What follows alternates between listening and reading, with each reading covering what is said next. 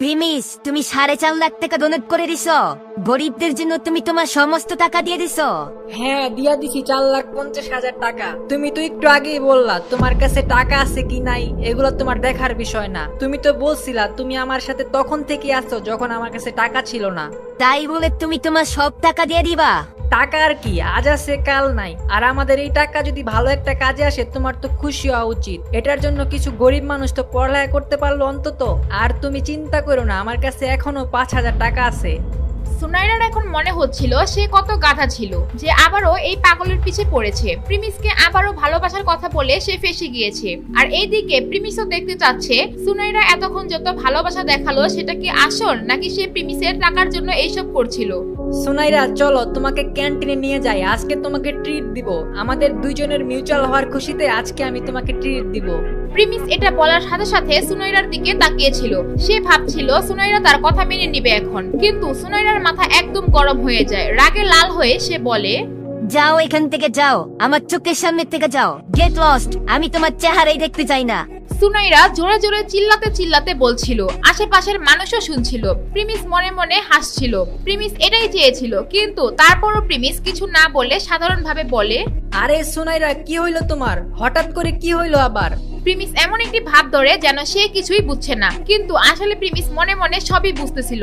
Premise, তুই একটা পাগল, তুই এক নম্বর বলো। তুই যে একটুখানি টাকা পাইছ আর নিজের বড়লোক ভাবতেছস, অনেক দয়ালু হয়ে গেছস। তোর মতো ছেলেদের আজীবন গরিবে থাকা দরকার। I hate you. এটা বলে সুনাইরা ওইখান থেকে চলে যেতে থাকে। সে এমন ভাবে যাচ্ছিল যে সে একবার প্রিমিসের দিকে পেছন ফিরে তাকায়ওনি। এগুলো দেখে প্রিমিস একটুও মন খারাপ করে না। সে হাসতে হাসতে সুনাইরাকে যেতে দেখছিল। আর তখন সে মনে মনে বলতে থাকে, সুনাইরা, তোমারে দেখাই বুঝতে পারছিলাম তুমি টাকার জন্য ওই নাটক করতেছিলা। তোমার কি মনে হয় এই সামান্য 4.5 লাখ টাকা দিয়ে আমি গরিব হয়ে গেছি? আমার কাছে এমন হাজারো 4.5 লাখ টাকা পড়ে আছে। এরপর প্রেমিস সেখান থেকে চলে যেতে থাকে। আর তারপর সে তার বন্ধুদের কাছে যাবে ভাবে, কিন্তু অমিত তার গার্লফ্রেন্ড রোশনির সাথে বিজি আর সাকিব কলেজে গিয়েছে। আর এইদিকে প্রিমিসের বেস্ট ফ্রেন্ড দিবস ও তার ইউটিউব চ্যানেলের জন্য ভিডিও বানাচ্ছে। প্রিমিস আর দিবস ছোটবেলা থেকেই একসাথে বড় হয়। তাদের দুইজনের মধ্যে খুব ভালো একটা বন্ধুত্ব, একেবারে নিজের আপন ভাইয়ের মতো। প্রিমিসের গরিবী জীবনের একমাত্র সঙ্গী ছিল দিবস। দিবস তার ইউটিউবের জন্য ভিডিও বানাচ্ছে বলে তাকেও ডিস্টার্ব করতে চায় না প্রিমিস। তাই সে চিন্তা করে কোথাও গিয়ে বসবে। ঠিক তখন তার ফোনে কল দেয় ভূমিকা। হ্যাঁ লিডার, কি অবস্থা বলো? কি কাজ করতে হবে? পানি আনতে হবে নাকি বাজার করতে হবে? আমি আসতেছি। প্রিমিস ভূমিকাকে কিছু বলার সুযোগই দেয়নি, কিন্তু প্রিমিস যেগুলো বলল সেগুলো ভুল কিছু বলেনি। কারণ ভূমিকা প্রিমিসকে কোনো কাজ ছাড়া কখনো ফোন করে না, তাকে দিয়ে সব সময় তাদের গ্রুপের কাজ করায়। কিন্তু আজ ব্যাপারটা পুরাই আলাদা ছিল। প্রিমিস, তুমি আমাদেরকে নিয়ে আসলে অনেক ভাবো। তুমি আমাদেরকে অনেক কেয়ার করো। আমার মনে হয় না পুরো কলেজ যত স্টুডেন্ট আছে তার চেয়ে বেশি তুমি কেয়ার করো আমাদের। আমি তোমারে আজকে পানি টানার জন্য ফোন দেই নাই বা বাজার করার জন্য ফোন দেই নাই। আমি তোমাকে এর জন্য ফোন দিছি, তোমাকে এখন টিকেটের সামনে আসতে হবে। প্রিমিসের তো মনে হচ্ছিল ভূমিকার সাথে দেখা করার বাহানায় সে অদিতির সাথেও দেখা করতে পারবে, কিন্তু এখানে তো বিষয়টাই আলাদা ছিল। আরে ভূমিকা আমাকে টি ক্যাফেতে কেন ডাকতেছে? আবার কি মতলব করতেছে? এরপর প্রিমিস এগুলো ভাবতে ভাবতে টি ক্যাফের দিকে রওনা হয়। টি ক্যাফেটি ছিল প্রিমিসের কলেজের আশেপাশেই। সেখানে কলেজে যারা একটু বড় লোক ছিল তারাই চা কফি খেতে যেত। প্রিমিস কিছুক্ষণের মধ্যেই সেখানে পৌঁছে যায় আর গিয়েই দেখে ভূমিকা সেখানে আগে থেকেই বসে আছে। হেই গাইস, আমি আপনাদের দীপশ গেমিং। তো আমাদের ভিডিওটা এখনই শুরু হবে। এর আগে গাইস, আপনারা যারা ফ্রি ফায়ার খেলেন এন্ড ডায়মন্ড টপ করেন এবং ট্রাস্টেড এন্ড কম দামে ডায়মন্ড খুঁজতেছেন, তো তাদের জন্য গাইস আমার ফ্রেন্ড আছে যে অনেক কম দামে ডায়মন্ড টপ করে। তার হোয়াটসঅ্যাপ নাম্বার, ইমো নাম্বার আমি দিয়ে দিলাম। আপনারা স্ক্রিনশট মেরে রাখেন বা এই নাম্বারটা সেভ করে রাখেন এন্ড ওকে মেসেজ দেন হোয়াটসঅ্যাপে। ওর কাছ থেকে কিন্তু অনেক অনেক কম দামে নিতে পারবেন আপনারা। আরে লিডার, আপনি এখানে একা বসে কি করতেছেন? কেন আমি এখানে একা আসতে পারি না? ভূমিকা মেজাজ খিটখিট করে বলে প্রিমিসকে। একটু আগে যেই ভূমিকা এত মিষ্টি সুরে কথা বলছিল ফোনের মধ্যে, সে এখন তার আসল চেহারায় ফিরে এসেছে। প্রিমিস তখনই বোঝা যায় তাকে এখানে নিয়ে আসার জন্য এই নাটক করেছে। প্রিমিস কিছুই বলে না, চুপচাপ চেয়ারের মধ্যে বসে পড়ে। আর তখন সেখানকার ওয়েটার তাকে জিজ্ঞেস করে, স্যার আপনি এখন কি খেতে পছন্দ করছেন? আপনার জন্য কি আনবো? চা, কফি নাকি জুস? আরে ভাই, ওকে জিজ্ঞেস করার কিছু নাই। ও আজকে এখানে প্রথম আসছে, ওর জন্য একটা লেমন জুস নিয়ে আসো। কিছুক্ষণ পর প্রিমিসের জন্য একটা লেমন জুস নিয়ে আসে। প্রিমিস সেটা চুপচাপ খাচ্ছিল, আর এইদিকে ভূমিকা ভাবছিল প্রিমিসকে তার প্ল্যান কিভাবে বলবে। আর প্রিমিসও মনে মনে ভাবছিল ভূমিকা কিছু না কিছু তো করবেই। প্রিমিস, একদম সরাসরি পয়েন্টে এসে একটা কথা বলি, মনোযোগ দিয়ে শোন। তোকে আমার কাজিনের বয়ফ্রেন্ড হইতে হইব। কি বয়ফ্রেন্ড? আমি তোমার কাজিনের বয়ফ্রেন্ড হব? কি বলতেছো তুমি? প্রিমিস এটা শুনে অনেক অবাক হয়ে যায়। প্রিমিস আগেই জানতো ভূমিকার কাজিনের বয়স অনেক বেশি, তার এখনো বিয়েও হয় নাই। আরে লিডার, আপনি কি মজা শুরু করলেন নাকি? আমার মতো একটা ছেলের সাথে আপনার কাজিনের বয়ফ্রেন্ড বানাবেন? প্রিমিস তো জানে ভূমিকা সবসময় তাকে গরিব ফকির ভাবে, সবসময় তাকে নিয়ে মজাই নেয়, তাকে কখনো রেসপেক্ট করে না। এমন একটা ছেলেকে ও তার কাজিনের বয়ফ্রেন্ড বানাবে? আরে আমি তোর সাথে মজা কেন করব? আমার কাছে এত টাইম নেই যে তোর সাথে মজা করুম। ও শুধু একটা সহজ সরল পোলা খুঁজতেছে, আর আমার মনে হয় এরকম ছেলে আমাদের কলেজে তোর মতো আর কেউ ফিট হবে না। কিন্তু তোমার কাজিন?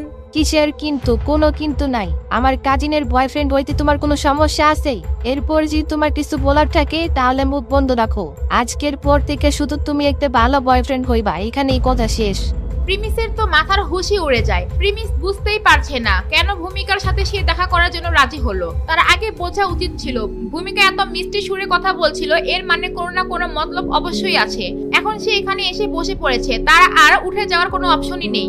তুমি এখানেই বসো, কিছুক্ষণের মধ্যে আমার বোন আসবে, ওর সাথে ভালো ব্যবহার করবা, আমার নাক ডুবাইও না। ভূমিকা বসে বসে প্রিমিসকে তার কাজিনের বয়ফ্রেন্ড বানিয়ে ফেলেছে, আর এরপর তার ফোন নিয়ে সে তার কাজিনকে কল করতে বাইরে যায়। কিরে, কই আছো তুমি? এখনো আসতেছো না কেন?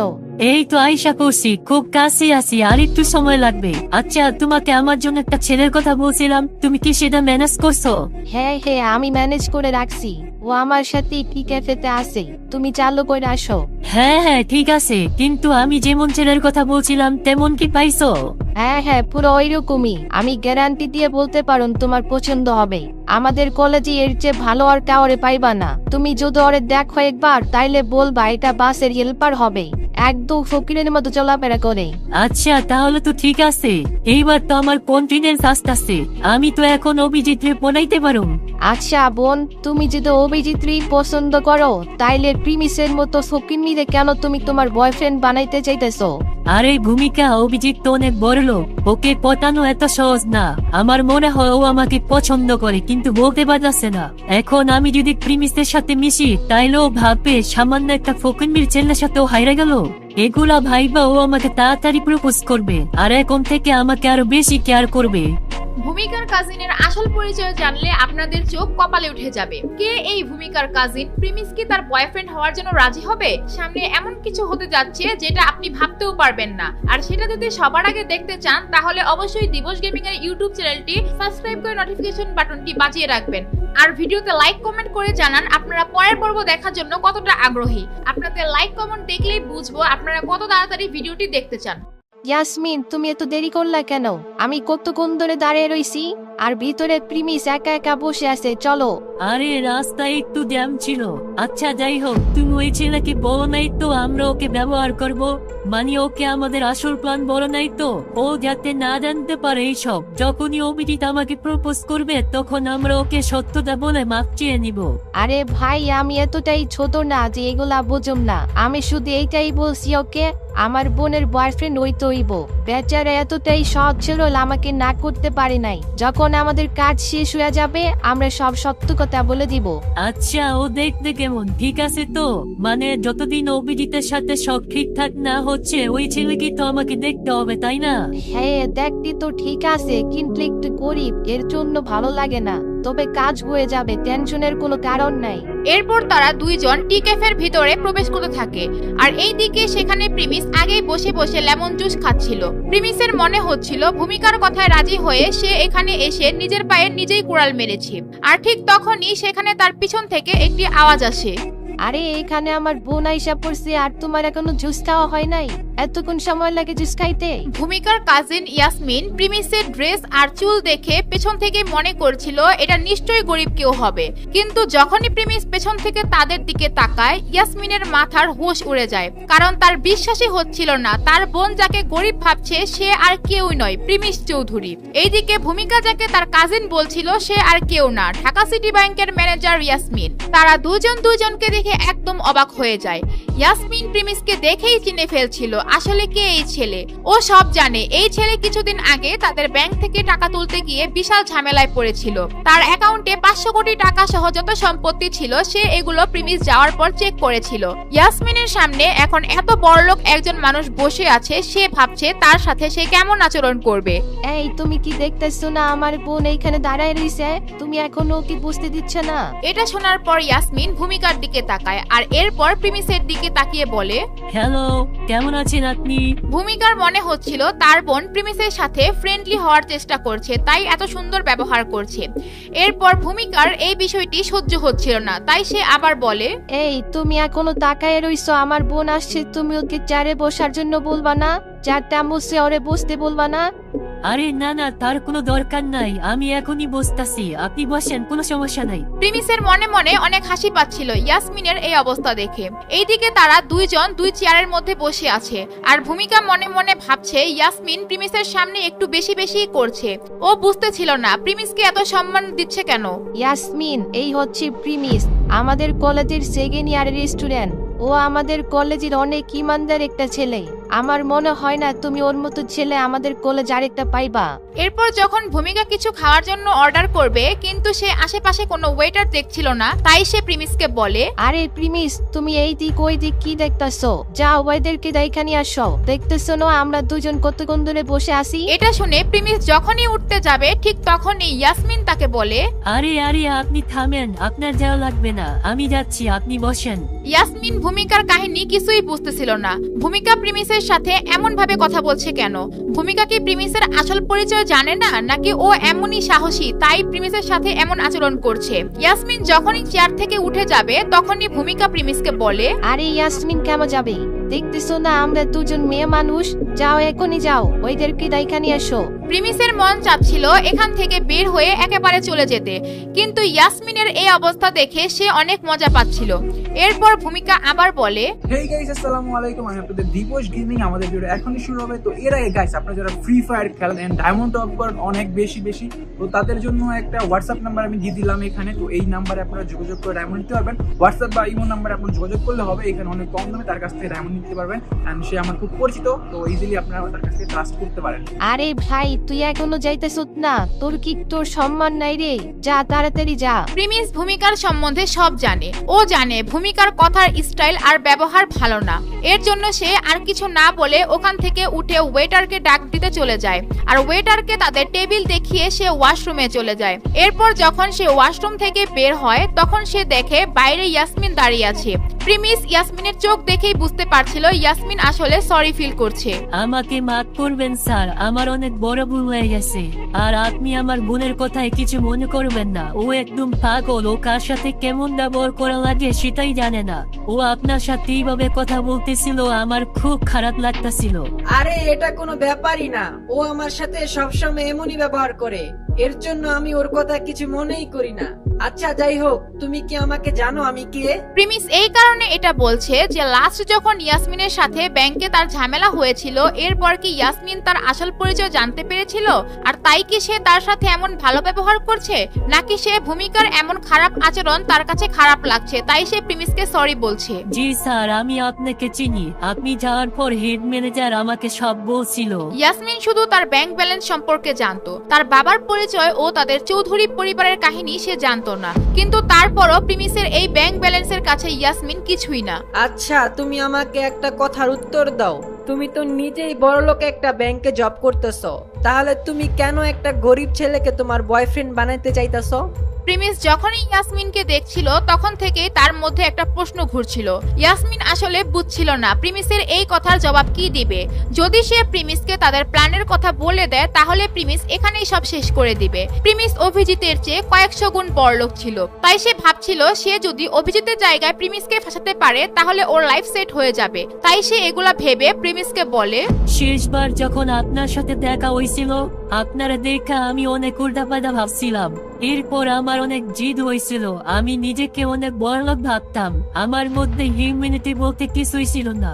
এর জন্য ভাবছি আমি নিজেকে ঠিক করার জন্য গরিব একটা ছেলের সাথে রিলেশন করব, আর পরে সব ঠিকঠাক থাকলে আমি তাকে বিয়ে করব।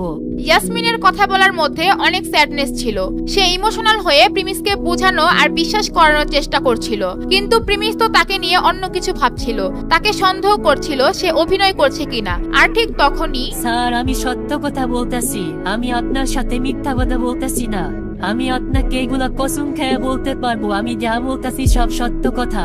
আচ্ছা ঠিক আছে বুঝলাম, কিন্তু আমি এখানে আপনাকে কোনো হেল্প করতে পারবো না। আর তুমি তো আমার আসল পরিচয় জানো, তো এর জন্য আমার মনে হয় না আমি তোমার জন্য পারফেক্ট। প্রিমিস তার মাথা থেকে এটা সরাতে পারছিল না যে ইয়াসমিন তাকে সব সত্য কথা বলছে। তার মনে হচ্ছিল ইয়াসমিন তাকে ধোকা দিচ্ছে। এর জন্য সে ভাবছিল ওকে যেভাবেই হোক দূর করতে হবে, কিন্তু এই দিকে ইয়াসমিনও এত সুন্দর একটা চান্স কোনোভাবেই ছাড়তে রাজি না। তাই সে প্রিমিসকে যে কোনো ভাবেই হোক হাতছাড়া করতে চাচ্ছে না। স্যার এটার আরেকটা রিজন আছে। আসলে আমার ফ্যামিলি আমার জন্য ভালো একটা ছেলে দেখছে, ওর নাম অভিজিৎ। আমার ওই ছেলেকে একটু পছন্দ না, আর ওর পরিবার আর আমার পরিবার এটার পিছনে পড়ে আছে। আর আমি এটার পিছন ছুটানোর জন্য বেলি কোনো রিজন পাচ্ছি না যাতে আমি ওকে আমার পিছন থেকে ছুটাতে পারি। স্যার এই সমস্যার মধ্যে আপনি কি আমাকে হেল্প করবেন প্লিজ স্যার, প্লিজ। ইয়াসমিন প্রিমিসের হাত জোর করে রিকোয়েস্ট করছিল। কিছুক্ষণ আগেও ইয়াসমিন ভাবছিল এমন কি করলে অভিজিৎ তাকে খুব তাড়াতাড়ি প্রপোজ করবে। আর যখন ও জানতে পারলো তার সামনে প্রিমিস আছে আর প্রিমিস অভিজিতের চাইতে অনেক অনেক গুণ বড় লোক, তখন সে অভিজিতের কথা চিন্তা বাদ দিয়ে প্রিমিসের কথা ভাবা শুরু করলো। স্যার আমার কথা বোঝার চেষ্টা করেন, আমার কাছে অন্য কোনো রাস্তা নাই। আমি জানি আপনি খুব কেয়ারিং একজন মানুষ, আর আপনি মানুষকে অনেক হেল্প করেন। এর জন্য প্লিজ স্যার আমাকে সাহায্য করেন। ইয়াসমিনের এই অ্যাক্টিং দেখার পর প্রিমিস কি গলে যাবে, নাকি সে এগুলো না মেনে সেখান থেকে সরাসরি চলে যাবে? ইয়াসমিন তো প্রিমিসের আসল পরিচয় সব জানে, তাহলে কি ইয়াসমিন এগুলো ভূমিকাকে সব বলে দিবে? আপনারা কি চান, প্রিমিসের আসল পরিচয় সবার সামনে ফাঁস হয়ে যাক, নাকি প্রিমিসের পরিচয় গোপন রাখবে? সেটা কমেন্ট করে জানান। আর আপনারা যদি দিবস গেমিং এর ভিডিওগুলো সবার আগে দেখতে চান তাহলে দিবস গেমিং এর ইউটিউব চ্যানেলটি সাবস্ক্রাইব করে নোটিফিকেশন বাটনটি বাজিয়ে রাখেন, আর ফেসবুক থেকে দেখে থাকলে ফলো করে শেয়ার করেন। আচ্ছা ঠিক আছে, আমি তোমার কথা শুনতে রাজি আছি, কিন্তু আমার একটা শর্ত আছে। তুমি আমার আসল পরিচয় কাউকে বলতে পারবা না, এমনকি ভূমিকার কাছেও আমার আসল পরিচয় বলতে পারবা না। তুমি যদি এই শর্তে রাজি হও তাহলে আমি তোমার বয়ফ্রেন্ড হইতে রাজি আছি। না না স্যার আপনি কোনো টেনশনই করেন না, আমি কাউরি বলবো না এই কথা। প্রিমিস কখনোই তার আসল পরিচয় সবার সামনে আনতে চায় না। সে তার কলেজের স্টুডেন্টদের মাঝখানে কোনো ঝামেলায় পড়তে চায় না। আর অন্যদিকে ইয়াসমিন যদি ভূমিকাকে প্রিমিসের আসল পরিচয় ফাঁস করে দেয় তাহলে লস ইয়াসমিনেরই হবে, কারণ প্রিমিসের আসল পরিচয় যদি ভূমিকা জানতে পারে তাহলে সেও প্রিমিসের পিছে পিছে ঘুরবে, আর ইয়াসমিন সেটা কখনোই চাইবে না। ইয়াসমিন ভূমিকার কথা ভেবে ভেবে অনেক মজা পাচ্ছিল, কারণ ভূমিকা জানেই না প্রিমিস কত বড়লোক একটা ছেলে। ভূমিকার যা খারাপ ব্যবহার, ভূমিকা যদি প্রিমিসকে পটানোর চেষ্টাও করে প্রিমিস জীবনেও তাকে পাত্তা দিবে না। এরপর তারা দুইজন আবার সেই টেবিলের মধ্যে গিয়ে বসে, আর ঠিক তখন ভূমিকা প্রিমিসকে বলে, আরে ভাই তুমি তো অনেক বড় পাগল আছো। তোমার না বললাম ওইটারকে ডাক দিতে, ওইটারে ডাক দিতে গিয়া তুমি নিজেই গায়েব হয়ে গেছো। এতক্ষণ কই ছিলা তুমি? আরে ভূমিকা তুমি ওনাকে এইভাবে কেন বলতেছো? এখন থেকে ও আমার বয়ফ্রেন্ড, ওর সাথে ভালো করে কথা বলবা তুমি। আরে ইয়াসমিন তুমি দেখি এখন থেকে ওর খেয়াল রাখা শুরু করে দিছো। বাহ ভালো ভালো।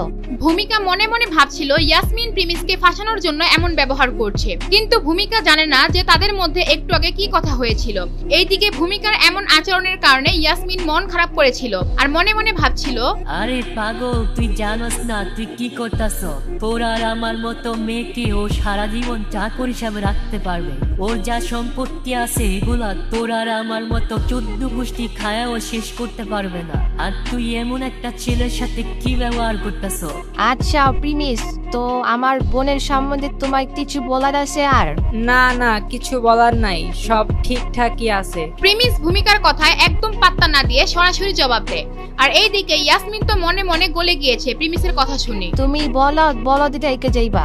দেখছো আমার কাজিন কত ভালো, আর তুমি কত সহজে ওর বয়ফ্রেন্ড হওয়ার চান্স পাইছো। এর চেয়ে ভালো তুমি আর কি চাও? ভূমিকা ভাবছিল প্রিমিস হয়তো ইয়াসমিনের বয়ফ্রেন্ড হতে পেরে অনেক খুশি, কিন্তু সে জানতো না প্রিমিস ইয়াসমিনের সাথে বেশি দিন থাকবে না। তুমি দেখছো আমার বোনের লাইফ স্টাইল কেমন? তুমি তোমার দিকে তাকাও, তোমার কি অবস্থা, আর সেই তুমি এত ভাব ধরতেছো। ভূমিকা, এগুলা কেমন ধরনের কথাবার্তা? তুমি ওকে এইভাবে বলতে পারো না। আমি আর কত বোঝাবো তোমাকে? ইয়াসমিন অনেক রাগান্বিত হয়ে ভূমিকাকে এগুলো বলে। ভূমিকা বুঝতে পারছিল না ইয়াসমিন তার সাথে এমন ব্যবহার কেন করছে। প্রিমিসকে ইমপ্রেস করার জন্য এক দুইবার ঠিক ছিল, কিন্তু ইয়াসমিন তো তাকে প্রত্যেকটা কথাতেই রাগ দেখাচ্ছে। ভূমিকা তো চাচ্ছিল তারা দুইজন মিলেই প্রিমিসের সাথে মজা নিতে, কিন্তু ইয়াসমিন তো পুরাই উল্টা। আমার মনে হচ্ছে ইয়াসমিন তোমাকে পছন্দ করে ফেলছে, এর জন্য বারবার আমাকে বকে যাচ্ছে। মনে রেখো, এর মানে এই না যে তুমি এখন থেকে ওকে ব্যবহার করা শুরু করবা। ইয়াসমিন অনেক কেয়ারিং, আর ও যদি তোমাকে বকে তুমি সেটা শুনবা, কোনো জবাব দিবা না। আর যদি মাইরও দেয় তাহলেও কোনো কথা বলবা না, চুপচাপ সহ্য করে নিবা, ঠিক আছে? ভূমিকা আবারও প্রিমিসকে ছোট করে কথা বলছে। এইটা শুনে ইয়াসমিনের রাগ আরো বেড়ে যায়। তার চেহারা দেখে ভূমিকা সাফাই গাইতে গাইতে বলে, আরে আমি বলতে চাচ্ছি তোমার আর আমার বোনের মধ্যে যদি কিছু চলে, এর মানে এই না যে তুমি ওর সাথে যা ইচ্ছে তাই করবা, আর আমার বোনের দিকে চোখ উঠায়ের কথা বলবা না, আর টাচ তো দূরের কথা। ভূমিকা সাফাই দিতে গিয়ে কথা আরো উল্টাপাল্টা বলে ফেলছে। ও বুঝছিল না যে ও আসলে কি বলছে। যখন ইয়াসমিন ভূমিকার মুখে এগুলা শুনে ও আরো রেগে যায়। ইয়াসমিন মনে মনে ভাবতে থাকে প্রিমিসকে যদি এত ভয় দেখায় তাহলে তো সামনে ও ভয়ে কিছুই করতে চাইবে না, আর তার যে উদ্দেশ্য সেটা কোনোভাবে আর সামনে আগাবে না। ভূমিকা, অনেক হইছে আর না। তুমি শুরু থেকে ফালতু পাচাল শুরু করছো। আমার কোনো চাকর লাগবে না, আমার একটা বয়ফ্রেন্ড লাগবে, বুঝছো? তুমি এত ফালতু কথা কেন বলতেছো? ইয়াসমিনের রাগ এইবার তার মুখ দিয়ে বের হচ্ছে। ভূমিকা তো অবাক হয়ে যায়, তার বোন তার উপর এভাবে হঠাৎ কেন রেগে যায়। কিন্তু ভূমিকা ভাবে তার বোন হয়তো মজা করছে, এর জন্য এই ব্যাপারে আর কিছুই বলে না। ঠিক আছে প্রিমিস, তুমি আমার বোনের বয়ফ্রেন্ড, কিন্তু ওর পার্সোনাল স্পেস থেকে অনেক দূরে থাকবা, মনে জেনে থাকে। এটার মানে কি? আমি আসলে বুঝি নাই তুমি কি বলতে চাচ্ছ। এর মানে তুমি একটা গাধা। ঠিক আছে, আমার বোন তোমাকে এখন পছন্দ করে, কিন্তু এর মানে এই না যে তুমি ওর স্বাধীনতা বন্ধ করে দিবা। যদি আমার বোন অন্য কোনো ছেলের সাথে কথা বলে, তার সাথে ঘুরতে চায়, তাইলে তুমি কোনো বাধা দিবা না। আর এরপর যদি ও তোমার সাথে ব্রেকআপ করতে চায়, তাহলে তুমি খুশি খুশি ওর সাথে ব্রেকআপ করে নিবা, বুঝছো? ভূমিকা প্রিমিসকে এটা বুঝিয়ে দিল যে ইয়াসমিন চাইলে পরবর্তীতে অন্য কারোর সাথে রিলেশন করতে পারে, আর এখন শুধু প্রিমিসকে ব্যবহার করার জন্য রাখবে। ভূমিকা তো জানে ইয়াসমিন এগুলো অভিজিতের জন্য করছে, তাই প্রিমিস যত তাড়াতাড়ি এটা বুঝে যাবে তত তাড়াতাড়ি তার জন্য ভালো। আচ্ছা লিডার, তুমি তাহলে এটাই বলতে চাচ্ছ আমি তোমার বোনের সাথে রিলেশনের মধ্যে থাকবো, কিন্তু আমি তার হাতও ধরতে পারবো না, আর অন্যদিকে একটা ছেলে যে ইয়াসমিনের কিচ্ছু হয় না সে তার হাত ধরে ঘুরবে? এর চেয়ে বড় কথা হচ্ছে ও আমার সামনে এগুলা করবে আর আমি ওকে কিচ্ছু বলতে পারবো না। এটাই তো বলতে চাচ্ছ, তাই না? বাহ, ক্যা বাত হ্যায়, তুমি তো সবকিছু একদম ঠিকঠাক বুঝে গেছো। আমি তোমাকে এগুলাই বোঝানোর চেষ্টা করতেছি। এরপর সেখানে একটি থাপ্পড়ের আওয়াজ আসে, সেটা আর কিছুই না, ইয়াসমিন ভূমিকাকে জোরে একটা থাপ্পড় দেয়। যখনই ভূমিকাকে থাপ্পড় দেয় সবাই তাদের টেবিলের দিকে তাকায়। এটা দেখে ইয়াসমিন একটু ঘাবড়ে যায়। ইয়াসমিন নিজেকে আর কন্ট্রোল করতে পারে নাই। যখন দেখছে ভূমিকা প্রিমিসকে একটা পালা কুত্তার মতো বানিয়ে ফেলছে, তখন সে সেটা সহ্য করতে না পেরে ভূমিকাকে একটি জোরে থাপ্পড় দেয়। আমার বোন আমাকে সবার সামনে প্রিমিসের জন্য থাপ্পড় দিল। আমি তোর জন্য এই কথাগুলো বললাম, যাতে ওর কোনো সমস্যার সামনে না হয়। ভূমিকা, তুমি এগুলা কি ফালতু কথা বলতাছো? প্রিমিস আমার বয়ফ্রেন্ড লাগে, তুই প্লিজ ওর সাথে সম্মান দিয়ে কথা বলো। এটা বলে ইয়াসমিন চুপ হয়ে যায়। আর এগুলো দেখে প্রিমিস তো বিশ্বাসই করতে পারছিল না ইয়াসমিন তার বোনের বিরুদ্ধে গিয়ে এইসব কথা বলবে। এইবার প্রিমিস ভাবছে এখানে যদি সে আরো কিছুক্ষণ থাকে তাহলে তাদের ঝামেলা আরো বাড়বে, তাই সে চিন্তা করে এখান থেকে চলে যাবে। আচ্ছা তোমরা থাকো এখানে, আমি এখন চলে যাব, আমার একটু কাজ আছে। তোমরা দুইজন কথা বলো, আমি আবার পরে কখনো কথা বলবো। এটা বলে প্রিমিস ওইখান থেকে চলে যায়। এইদিকে যখন প্রিমিস চলে যায় আর ইয়াসমিনের রাগ একদম কমে যায়, আর ভূমিকা তার হাতে থাপ্পড় খাওয়ার পর ইয়াসমিনের দিকে তাকিয়ে হাসতে থাকে। ইয়াসমিন বুঝতে পারছে না সে ভূমিকার কাছে মাপ চাইবে কিনা। ভূমিকা, তুমি ঠিক আছো তো? তুমি হাসতেছো কেন? সব ঠিকঠাক আছে তো? ইয়াসমিন, এটা কি তোমার প্ল্যান ছিল নাকি? তুমি আমাকে এর জন্য থাপ্পড় মারছো যাতে প্রিমিস তোমাকে বিশ্বাস করে আর পরে তুমি ওকে তোমার আঙ্গুলের ইশারায় নাচাইতে পারো, তাই তো? ভূমিকা একদম উল্টা একটা কথা বলে ইয়াসমিনকে।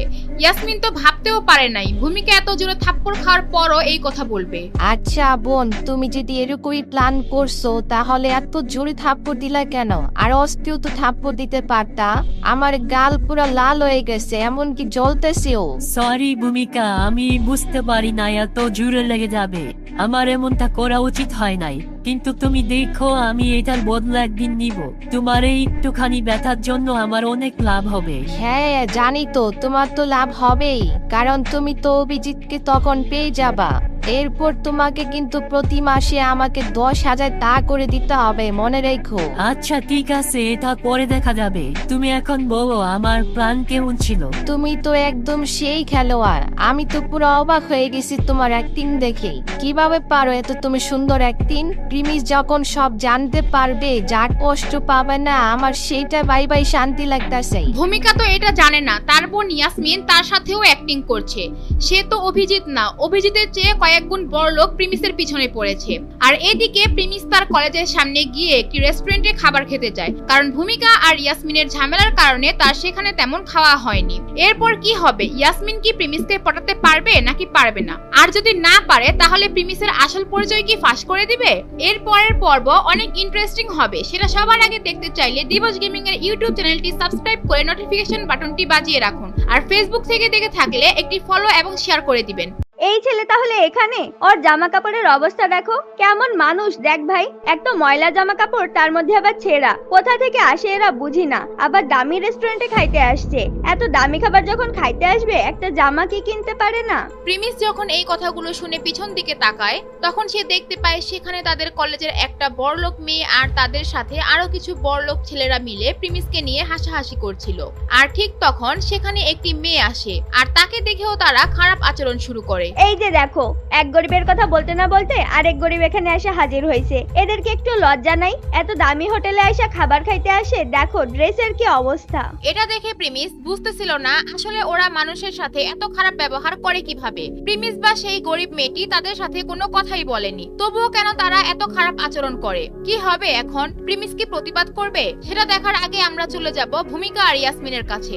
ভূমিকা হঠাৎ করে সেই ইয়াসমিনের কাছে সেই ব্যাংকের বড়লোক ছেলের কথা জানতে চায়। ইয়াসমিন, আমি একটা কথা বলতে ভুলে গেছি। কিছুদিন আগে তোমাদের ব্যাংকে একটা ছেলে আসছিল না, অনেক বড় লোক? ও কি আর ব্যাংকে আসছিল? আমি না তোমাকে বলছিলাম ওই ছেলে আসলে ওর নাম্বারটা আমাকে দিতে? হ্যাঁ হ্যাঁ ঠিক আছে, কিন্তু তুমি ওর নাম্বার দিয়ে কি করবা? ইয়াসমিন তখনই বুঝে যায় তার বোন ভূমিকা প্রিমিসের পিছনে পড়তে চায়, কিন্তু সে তো আর জানে না তার বোন ইয়াসমিন আরো 2 কদম আগে চলছে। আরে নাম্বার পাইলেই তো কথা হবে, আর কথা বললেই তো সামনের দিকে আগাবে নাকি? প্লিজ ইয়াসমিন, আমি তোমার একটা কাজ করে দিলাম, এইবার তুমি আমাকে একটা কাজ করে দাও। ও আচ্ছা, কিন্তু এই ছেলেটির পর আর ব্যাংকের মধ্যে আসেই নাই। যখন ও আসবে তখন ওর কাছ থেকে নাম্বার নিয়ে আমি দিব নে। আর এখন তো তুমি ওইখানে ম্যানেজার, তাই না? এখন তো তুমি চাইলেই ডকুমেন্ট থেকে নাম্বার কালেক্ট করে দিতে পারো। আরে না ভাই, আমাদের এইভাবে কাস্টমারের নাম্বার লিক করে এলাও না। তুমি তো জানো সবার একটা প্রাইভেসির ব্যাপার আছে। আচ্ছা ঠিক আছে ভাই, কিন্তু আমি ওই ছেলের সাথে কথা বলার জন্য অনেক এক্সাইটেড। আমার মনে হয় ওই ছেলে অনেক হ্যান্ডসাম হইব। আর যদি তা না হয় তাহলে কি? টাকা তো আছে। আর ওই ছেলে যদি অভিজিতের মতো বড়লোক হয় তাহলে তো কোনো কথাই নাই, তোর আর আমার ভাগ্যই পাল্টে যাইব। এই কথা শুনে ইয়াসমিন উপরে উপরে হাসি দেখাচ্ছিল, কিন্তু মনে মনে সে ভূমিকার উপর রাগ হচ্ছিল। ভূমিকা না জেনে প্রিমিসের মতো একটা বড়লোক ছেলে তার বোনের জন্য ব্যবস্থা করে দিয়েছে, অথচ সে জানতো সে যেই ছেলের খোঁজ ইয়াসমিনের কাছ থেকে জানতে চাইছে সেই ছেলেটি প্রিমিস, বেচারা ভূমিকা। এইদিকে প্রিমিস যে রেস্টুরেন্টে খাবার খেতে গিয়েছিল সেখানে যে মেয়েটিকে বখাটে স্টুডেন্টরা অপমান করছিল সেই মেয়েটিকে দেখার চেষ্টা করছিল প্রিমিস। এই সবাই দেখো, এই যে মেয়েটাকে দেখতাছো, এই মেয়েটার নাম রাধিকা। আমাদের কলেজের সব থেকে বড় লোকের মেয়ে, নিচের দিক থেকে। এই মেয়ে এত বড় লোক যে প্রতি বছর তার পড়াশোনার জন্য স্কুল থেকে স্কলারশিপ দেয়।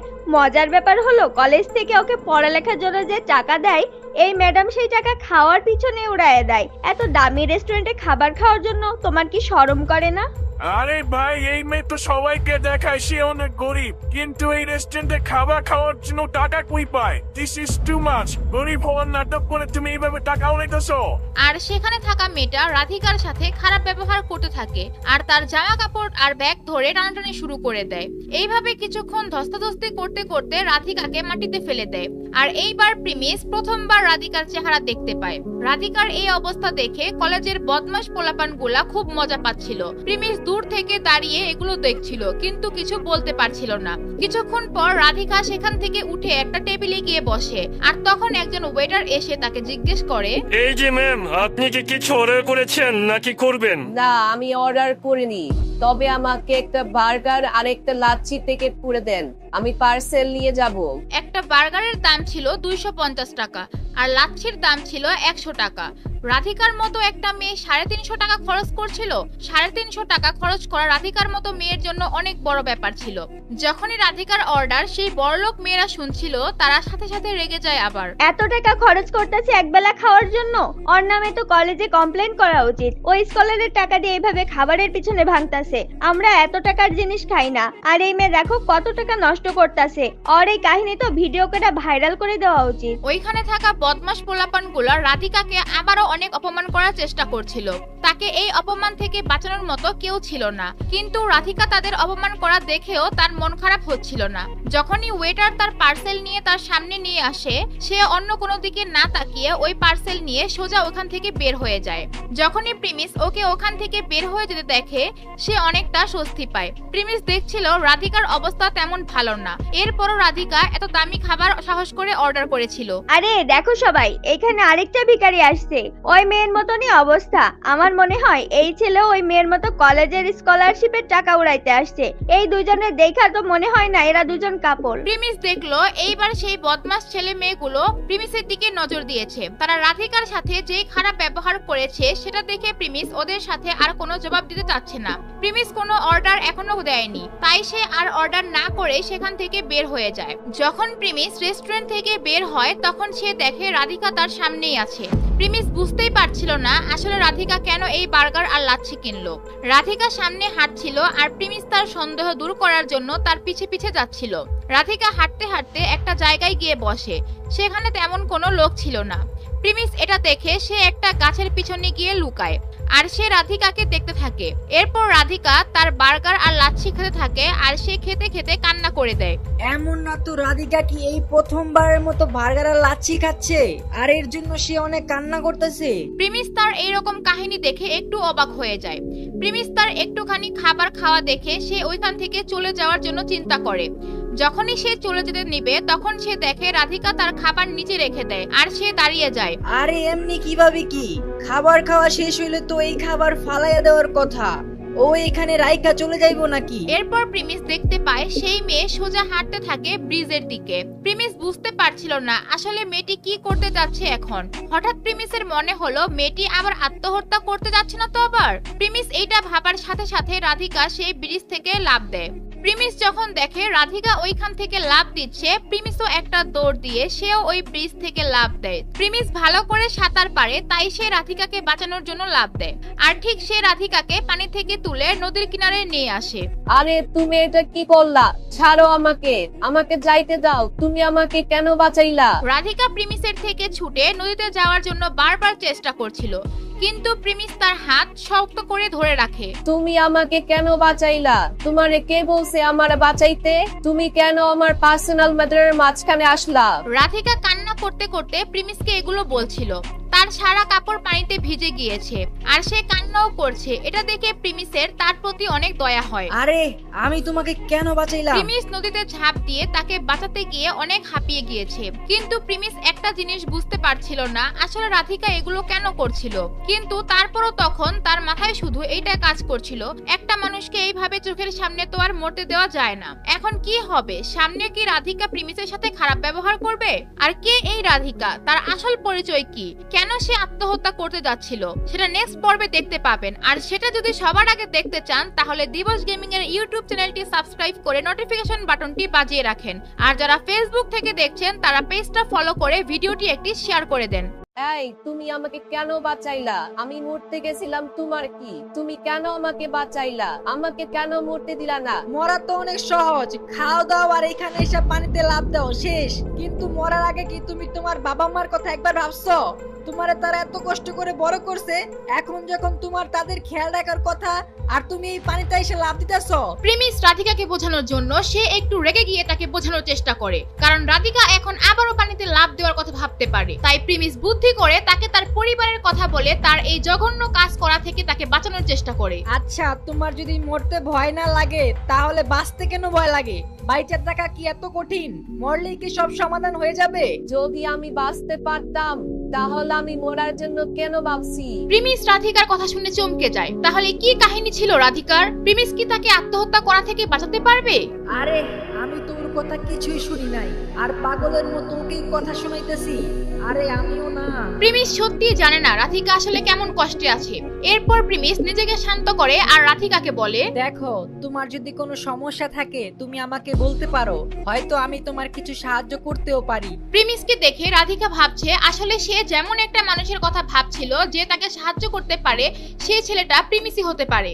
প্রিমিস তাকে বাঁচানোর পর তার কাছে বসে থাকা দেখে রাধিকা অনেকটা শান্তি পাচ্ছিল, কিন্তু হঠাৎ তার কি যেন হয় আর সে বলে, না, তুমি আমাকে সাহায্য করতে পারবা না।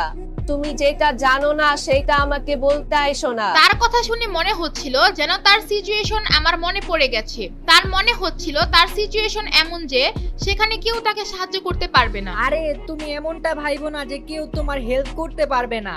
তুমি আমাকে বলো, আমি সত্যিই তোমার হেল্প করতে পারবো। প্রিমিসের মতো ছেলের কাছে তাকে সাহায্য করা বা হাতের খেলা, সে সহজেই যে কারো কঠিন কঠিন ঝামেলা থেকে বাঁচিয়ে নিয়ে আসতে পারে। আরে বাদ দাও এটা, তুমি আমাকে হেল্প করার জন্য অফার করছো, এটাই আমার কাছে অনেক। আমাকে আর হেল্প করা লাগবে না, থ্যাঙ্কস। আচ্ছা ঠিক আছে, তুমি আমাকে একটা কথা প্রমিস করো, এরপর থেকে তুমি আর এমন পাগলের মতো করবা না। তোমার মতো একটা মেয়েকে এগুলা মানায় না। আচ্ছা ঠিক আছে, আমি প্রমিস করতেছি আমি এমনটা আর করবো না। রাধিকা প্রমিস তো করে দিয়েছে, কিন্তু সেও জানে না সে তার প্রমিস রাখতে পারবে কিনা। এইদিকে রাধিকার কথা শুনে প্রিমিসের মন ভালো হয়ে যায়, আর তারপর সে রাধিকাকে বলে, এখন থেকে সামনে আর দামি খাবার কিনবা না।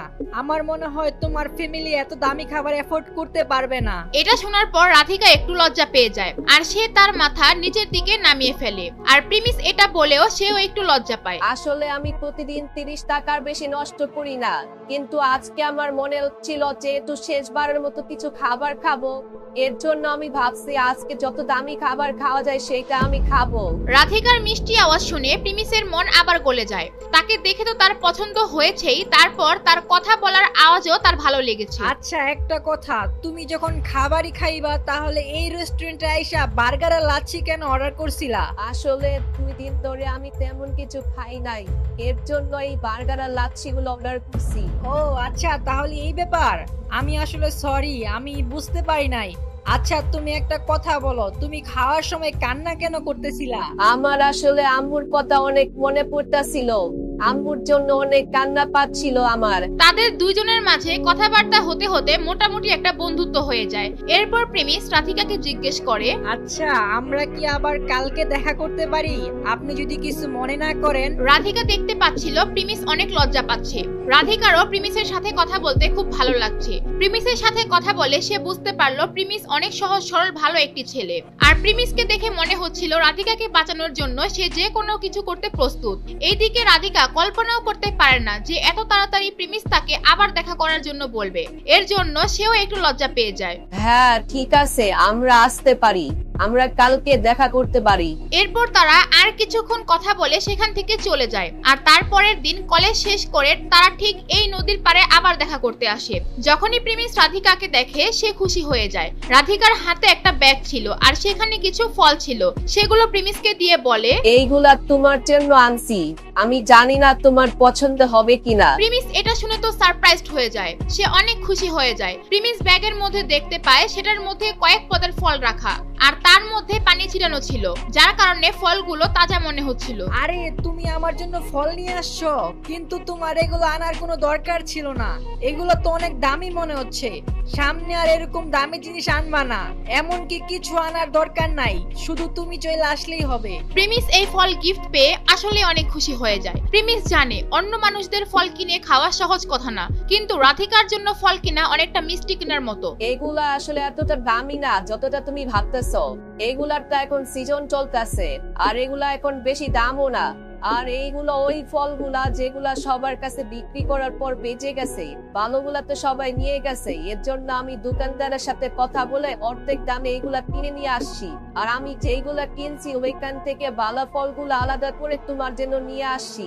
তুমি আবার কিছু মনে করো না। আরে কিছু মনে করার কি আছে, তুমি তো আমার জন্য খারাপগুলা থেকে ভালোগুলা বেছে আনছো, এটাই তো অনেক। প্রিমিসের জন্য এটাই বড় ব্যাপার ছিল যে তার জন্য রাধিকা টাকা বাঁচিয়ে এই ফলগুলো নিয়ে এসেছে। প্রিমিস অনেক খুশি হয় এবং তার মেজাজ একদম ফুরফুরা হয়ে যায়। রাধিকা, তুমিও এখান থেকে কিছু ফল খাও, এতগুলো আমি একা একা খেতে পারবো না। তারা এইভাবেই এখানে আরো অনেকক্ষণ কথা বলতে থাকে, আর এইভাবেই তারা প্রতিদিন এখানে দেখা করত, আড্ডা দিত। প্রিমিস প্রতিদিন তার জন্য কিছু না কিছু খাবার নিয়ে আসতো, তবে সেগুলো অনেক কম দামি খাবার নিয়ে আসতো, কারণ প্রিমিস চায় না তার আসল পরিচয় রাধিকা জানুক। রাধিকা ও প্রিমিস কি খাবার আনলো সেটা দেখতো না, তবে প্রিমিস তার জন্য খাবার আনতো, সেটাতেই সে খুশি হতো। কিন্তু হঠাৎ একদিন প্রিমিস এখানে এসে অবাক হয়ে যায়। সে দেখে এখানে আজকে রাধিকা আসে নাই। রাধিকা সব সময় আগে চলে আসতো, কিন্তু আজকে তাকে না দেখে প্রিমিস ভেবেছে রাধিকা হয়তো কলেজ থেকে লেট করে আসছে, তাই সে আশেপাশে দেখে ভাবতে থাকে, আচ্ছা রাধিকা তো কোনোদিন মনে হয় বড় কোনো রেস্টুরেন্টে খায় নাই। আচ্ছা ওরা যদি ঢাকা শহরের কোনো বড় একটা রেস্টুরেন্টে নিয়ে খাওয়াই, তাহলে ও একদম অবাক হয়ে যাবে। আশা করি ও অনেক খুশি হবে। প্রিমিস এগুলা ভাবতে ভাবতে হাসছিল। সে অনেকক্ষণ ওয়েট করার পর দেখে রাধিকার আসার কোনো নামই নেই। এরপর সে মোবাইল বের করে দেখে 1 ঘন্টা হয়ে গিয়েছে, কিন্তু রাধিকা তাকে কোনো কলও দেয়নি, মেসেজও দেয়নি। আরে ভাই, ও এখনো আসলো না, আমাকে তো একটা ফোনও দিতে পারতো বা একটা মেসেজ। আচ্ছা সব বাদ, ওকে আমি একটা ফোন দিয়ে দেখি। এরপর প্রিমিস রাধিকাকে ফোন দেয়, কিন্তু রাধিকা তার ফোন ধরে না। তাই প্রিমিস তাকে অনেকগুলা মেসেজও দেয়, কিন্তু সেটাতেও কোনো কাজ হয় না। এইভাবেই প্রিমিস অনেকগুলা ফোন দেওয়ার পর রাধিকা ফোনটা রিসিভ করে বলে, হ্যালো হ্যালো, কে বলছেন? আরে রাধিকা, তুমি কই আছো? তোমাকে কখন থেকে কল দিচ্ছি, আর আমি এখানে কখন থেকে একা বসে আছি, তোমার কোনো খোঁজই নাই। প্রিমিস, আমি ল্যাবের মধ্যে আছি। আজকে আমাদের কিছু এক্সপেরিমেন্টের কাজ চলতেছে, আমি আজকে আসতে পারবো না, সরি। রাধিকা এইটুকু বলেই প্রিমিসের কল কেটে দেয়। প্রিমিসের এটা দেখে খুব অবাক লাগে, যদি ও নাই আসবে তাহলে তো ওর এটা আগে বলা উচিত ছিল। এরপর প্রিমিস মনে করছে যেহেতু রাধিকা এখানে আসে নাই, তাই তার রাধিকার কাছে চলে যাওয়া উচিত। এরপর সে কলেজের সামনে চলে যায় রাধিকার জন্য, আর তারপর তাকে ফোন দেয়। হ্যাঁ রাধিকা, তুমি কই আছো? আমি কলেজের বাইরে দাঁড়ায় আছি, তুমি কই আছো বলো আমাকে। প্রিমিস, আমি তো কলেজ থেকে বের হয়ে গেছি, আর তুমি আমার কথা চিন্তা করো না, আজকে তুমি একাই খায় নাও। রাধিকা শুধু এইটুকু বলে আবারও ফোন কেটে দেয়। প্রিমিসের কাছে এই ব্যাপারটা আজব লাগে। রাধিকা কি প্রিমিসের কাছ থেকে কিছু লুকাতে চাচ্ছে, নাকি প্রিমিসের কোনো কথায় সে মন খারাপ করেছে? এখন প্রিমিস কি করবে? রাধিকার কি কোনো রহস্য বের হবে? আপনার কাছে কি মনে হয় কমেন্ট করে জানান। আর পরের পার্ট সবার আগে দেখতে চাইলে দিবস গেমিং এর ইউটিউব চ্যানেলটি সাবস্ক্রাইব করে নোটিফিকেশন বাটনটি বাজিয়ে রাখেন। আর যারা ফেসবুক থেকে দেখছেন তারা পেজটি ফলো করে ভিডিওটি শেয়ার করে দেন।